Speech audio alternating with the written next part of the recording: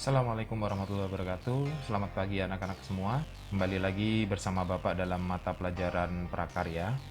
Bapak harap kalian tetap dalam keadaan sehat, semangat, dan jangan lupa untuk selalu mengikuti anjuran pemerintah tentang protokol pencegahan penyebaran virus COVID-19 dengan cara 3M, yaitu menggunakan masker, mencuci tangan, dan menjaga jarak.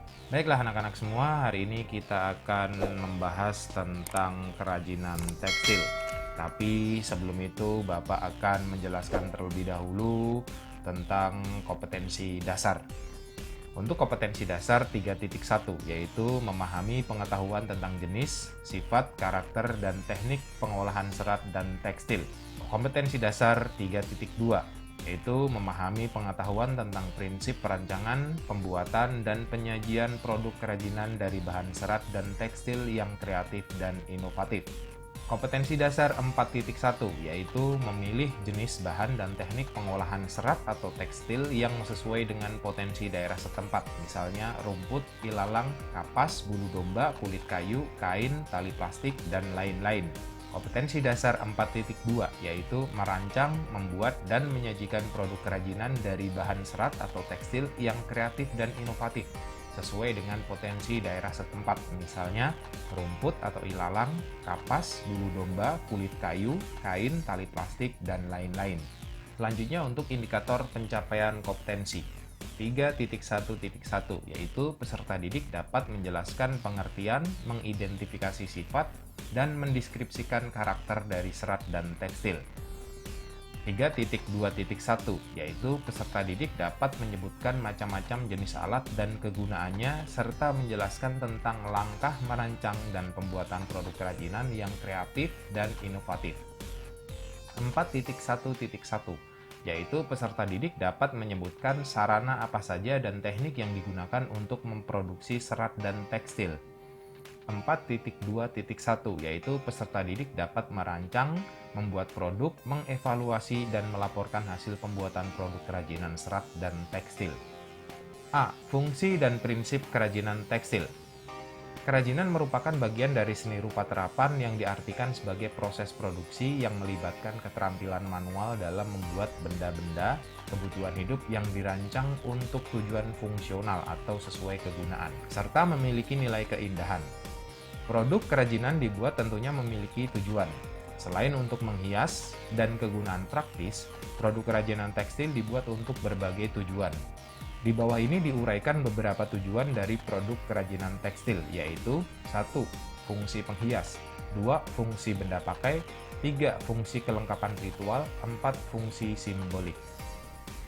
Untuk fungsi benda pakai, kerajinan yang dibuat semata-mata sebagai hiasan pada suatu benda atau sebagai pajangan suatu ruang dan tidak memiliki makna tertentu selain menghias. Contohnya adalah hiasan dinding. 2. Fungsi benda pakai. Kerajinan yang dibuat berdasarkan tujuan untuk digunakan sebagai kebutuhan sehari-hari. Contohnya busana, tas, dan aksesoris. 3. Fungsi kelengkapan ritual. Kerajinan yang mengandung simbol-simbol tertentu dan berfungsi sebagai benda magis berkaitan dengan kepercayaan dan spiritual. Contohnya ulos, kain tenun yang dikenakan pada saat upacara pernikahan, pemakaman, dan pesta adat lainnya. 4. Fungsi simbolik. Kerajinan tekstil tradisional selain sebagai hiasan juga berfungsi melambangkan hal tertentu yang berhubungan dengan nilai spiritual. Contohnya tapesti, tenun, dan batik yang dibuat dengan motif simbolik.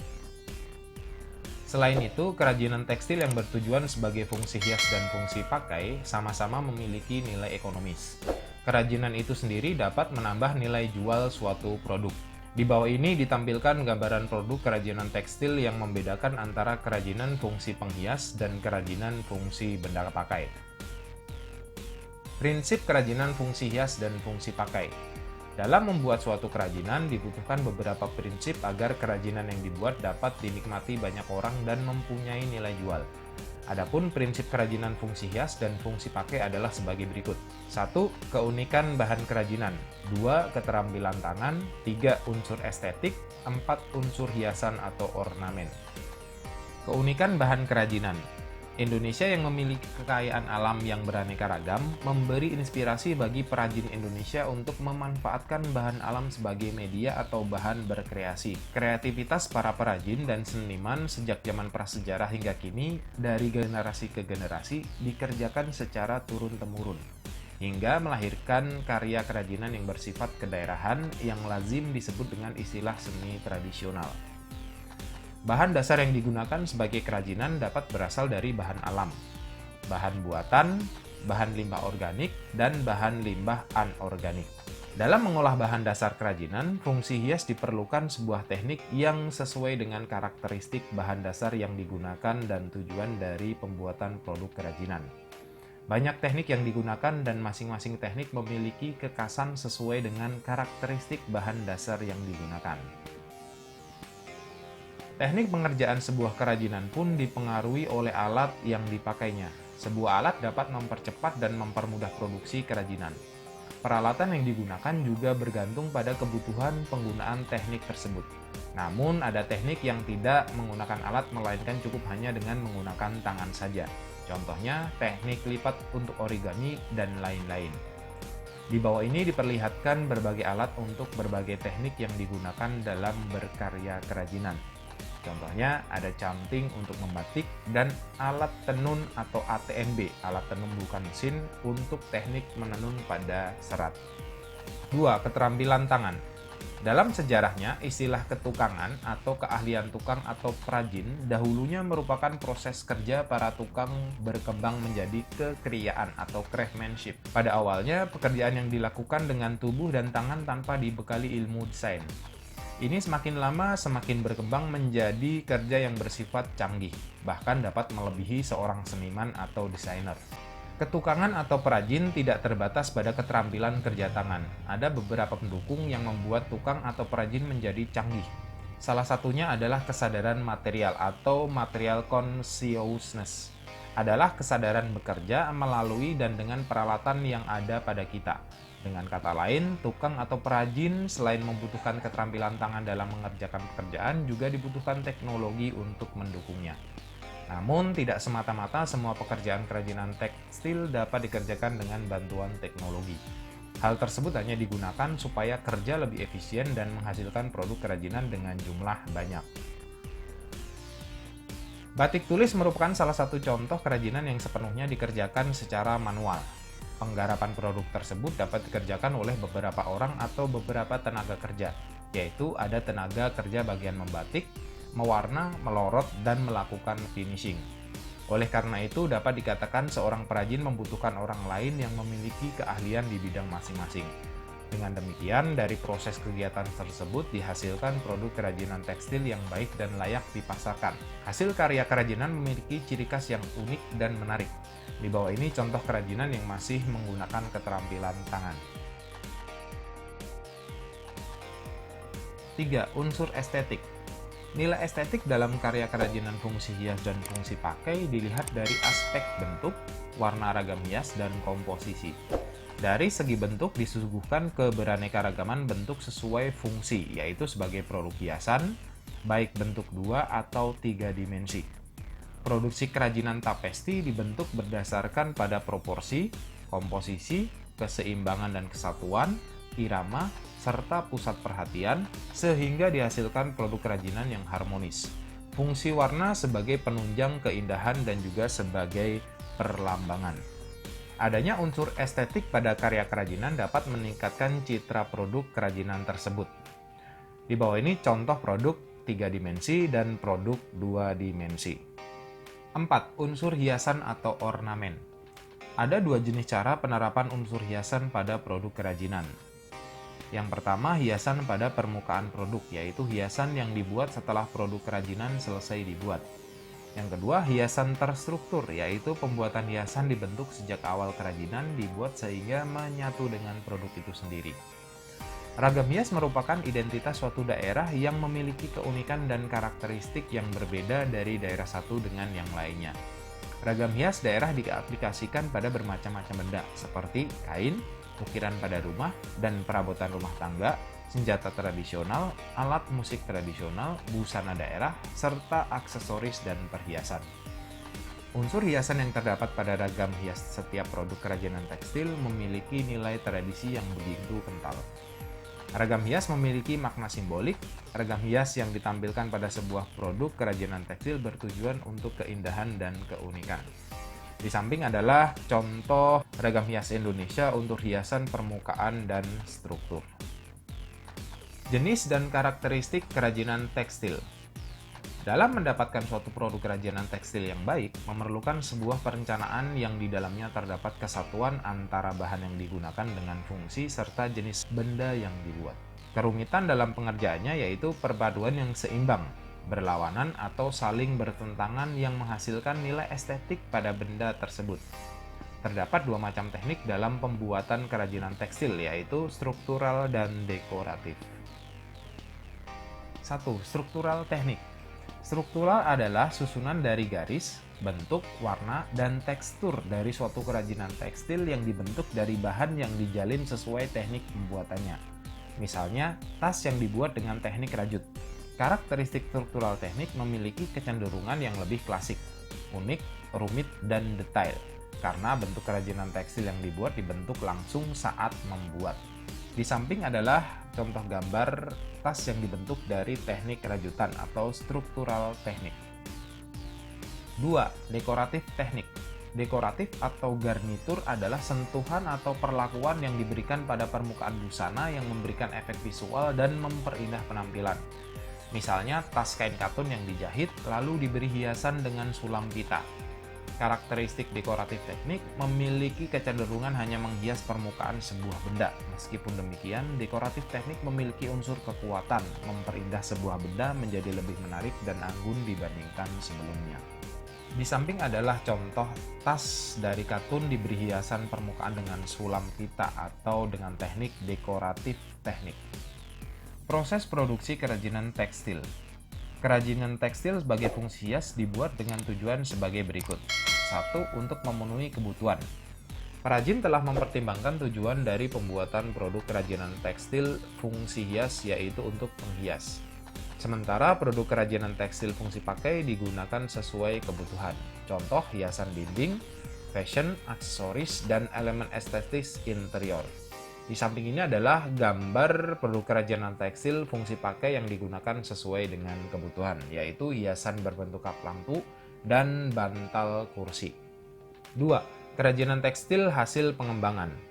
Kerajinan tekstil dengan fungsi hias dapat pula dibuat dengan memodifikasi bahan dan teknik. Salah satu cara yang dilakukan dengan menambahkan hiasan pada sebagian karya agar terlihat lebih unik dan menarik.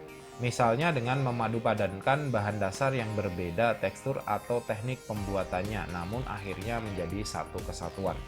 Di samping ini adalah contoh produk kerajinan fungsi hias hasil modifikasi, yaitu teknik batik pada kain, dipotong-potong kainnya dan disusun kembali menjadi batik dengan motif dan warna yang beragam. Tapesti. Para ahli antropologi menyatakan bahwa kegiatan menenun sudah ada sejak 500 sebelum Masehi, terutama di daerah Mesopotamia dan Mesir. Selanjutnya menyebar ke Eropa dan Asia, terutama India, Turki, dan Cina. Baik dikerjakan dengan manual keterampilan tangan maupun dengan mesin. Saat kita menjelajah Indonesia, terungkap bahwa banyak kekayaan tenun-menenun dengan aneka ragam teknik dan prosesnya, serta ragam hias yang beraneka ragam. Menenun bagi orang Indonesia merupakan suatu perwujudan upacara yang dimulai dari tahapan kerja yang jelas, tata tertib yang harus dipatuhi dan menjelma menjadi suatu kebiasaan. Adat istiadat, agama, dan lingkungan telah mempengaruhi para penenun dalam mengungkapkan jiwa pada selembar kain hasil tenunan mereka. Demikian pula pada pembuatan hiasan tenun serat.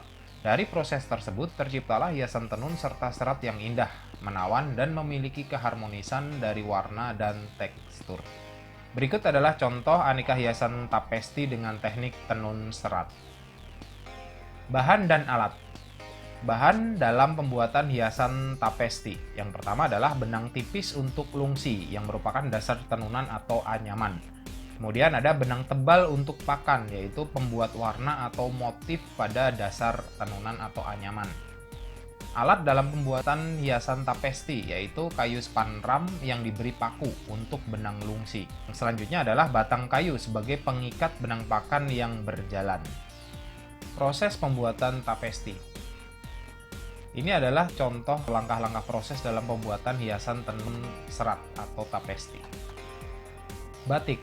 Sejak masa lalu Indonesia telah menggunakan produk batik sebagai alat memenuhi kebutuhan hidup sehari-hari, mulai dari pakaian hingga kebutuhan ritual budaya. Dalam sejarahnya, secara magis pemilihan teknik rintang warna atau resist dyeing pada batik ditunjukkan untuk mengundang keterlibatan roh pelindung guna menolak pengaruh roh jahat. Dari teknik pelintang warna tersebut, sejak dahulu pula masyarakat Indonesia telah mengenal kain jemputan atau ikat pelangi atau sasirangan atau ikat celup, tie-dye. Dalam perkembangannya, batik menjadi kegiatan berkarya dengan teknik yang sama, yaitu merintang kain. Teknik membatik merupakan media yang dapat mempresentasikan bentuk yang lebih lentur, rinci, rajin, tapi juga mudah. Teknik batik tepat untuk mempresentasikan bentuk-bentuk flora, fauna, serta sifat-sifat bentuk rumit lainnya. Di samping adalah contoh gambar aneka kain rintang warna. Berdasarkan wilayah penyebaran motif pada kain batik dan dilihat juga dari periode perkembangannya, batik Indonesia dapat dibagi menjadi dua, yaitu batik pedalaman. Merupakan batik yang bernuansa kontemplatif, tertib simetris, bertata warna sebatas hitam, biru tua, wedelan, dan soga atau coklat. Kemudian ada batik pesisir, yaitu batik yang diciptakan cenderung bebas, spontan, dan kasar. Warna-warna yang digunakan mengikuti selera masyarakat luas yang bersifat dinamis seperti merah, biru, hijau, kuning, bahkan ada pula yang oranye, ungu, dan warna-warna muda lainnya. Bahan dan alat. Bahan dalam pembuatan batik yang pertama adalah kain putih, itu media untuk membuat batik, malam atau lilin untuk perintang warna, kemudian zat pewarna untuk mewarnai kain. Alat dalam pembuatan batik yang pertama adalah canting, baik batik manual maupun cat. Kemudian ada kompor untuk memanaskan lilin atau malam. Proses pembuatan batik. Ada beberapa proses yang dilalui untuk membuat batik. Yang pertama adalah nganji, ngemplong, nyungging, njaplak, ngelowong, ngiseni, nembok, nyolet, nyelup, mopok, ngelorot, dan nanahi. Sulam. Sulam biasa disebut juga dengan bordir. Adalah hiasan yang dibuat di permukaan kain atau bahan-bahan lain dengan jarum jahit dan benang. Dahulu sulam lebih banyak menggunakan bahan dasar benang katun. Saat ini sulam telah dikembangkan dengan pita dan benang nilon yang tebal dan kaku. Kain dan benang yang dipakai untuk sulaman berbeda-beda menurut tempat dan negara. Sejak ribuan tahun yang lalu, kain atau benang dari wol, linen, dan sutra sudah dipakai untuk membuat sulaman. Selain benang dari wol, linen, dan sutra, sulaman modern menggunakan benang sulam dari katun atau rayon.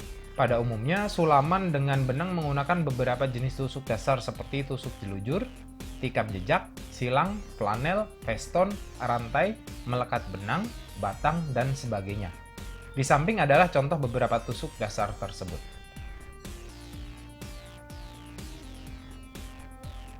Hasil sulaman dapat dibedakan menjadi tiga.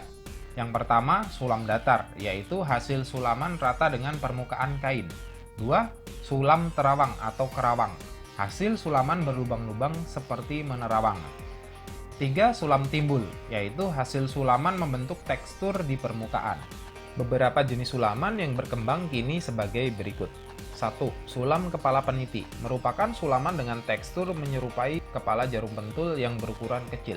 Di Sumatera Barat, jarum pentul tanpa kepala tersebut dinamai peniti. Berikut adalah contoh sulam kepala peniti. Sulam bayang, merupakan jenis sulaman dengan teknik penempatan kain yang bertindih. Kain warna diletakkan pada bagian dalam atau bawah kain dasar, sedangkan sulaman dilakukan pada bagian atas kain dasar. Berikut adalah contoh gambar sulam bayang.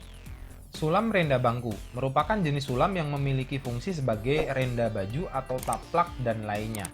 Dibuat di atas bangku kecil berukuran bulat, maka disebutlah sulaman renda bangku. Benang yang digunakan cenderung halus dan kecil. Berikut adalah contoh gambar dari sulam renda bangku. 4. Sulam pita. Menggunakan pita-pita dengan berbagai ukuran dan ketebalan yang bervariasi. Sulaman ini menggunakan jarum sulam atau jarum kasur yang memiliki lubang benang dengan berukuran besar. Berikut contoh gambar untuk sulam pita. Jahit aplikasi. Menjahit adalah sebuah kegiatan menyambungkan dua buah kain dengan menggunakan benang dan jarum. Jahit aplikasi merupakan bagian dari teknik menjahit. Jahit aplikasi adalah teknik menghias permukaan kain dengan cara menempelkan guntingan kain pada kain yang berbeda warna dengan dasar kain. Selanjutnya diselesaikan dengan jahit tangan teknik sulam yang menggunakan tusuk hias atau feston. Jahit aplikasi cenderung menghias permukaan benda, sehingga kegiatan jahit aplikasi dapat dikategorikan sebagai kerajinan yang memiliki fungsi hias. Pada perkembangannya, masyarakat kita semakin kreatif dengan menggunakan limbah perca. Ternyata kita dapat membuat bentuk motif dengan berbagai model. Jenis jahitan yang digunakan juga bervariasi, ada yang menggunakan sulam tepi, ada pula yang menggunakan tusuk feston. Selanjutnya, dikenakanlah jenis jahit aplikasi yang merupakan khas Indonesia, yaitu menggunakan tusuk feston. Pengerjaannya pun masih manual, yaitu menggunakan jarum tangan. Tentunya prosesnya memakan waktu yang tidak sebentar, namun jahit aplikasi cukup diminati masyarakat sebagai alternatif karya yang menghiasi sebuah benda. Adapun jenis-jenis jahit aplikasi terdiri dari 1. Jahit aplikasi standar atau onlay. 2. Jahit aplikasi pada potong sisip atau inlay. 3. Jahit aplikasi pada potong motif.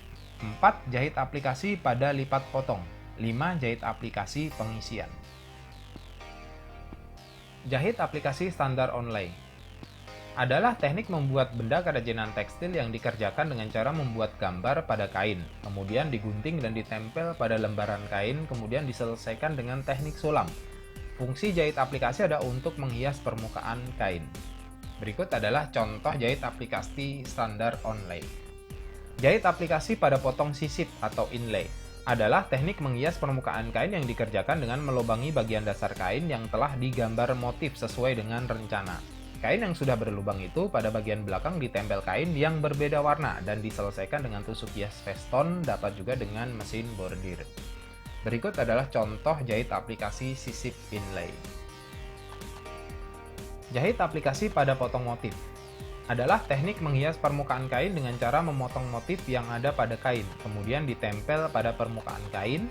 Teknik penyelesaian sama dengan jahit aplikasi yang lain. Berikut adalah contoh jahit aplikasi potong motif. Jahit aplikasi pada lipat potong.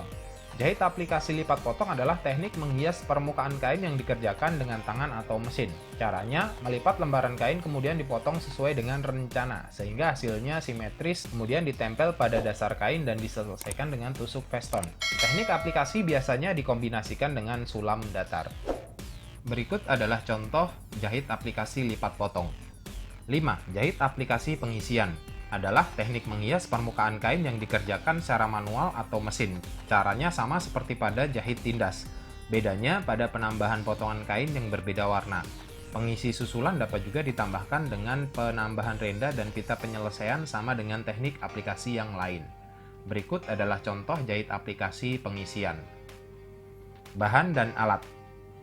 Bahan dalam sulam dan jahit aplikasi.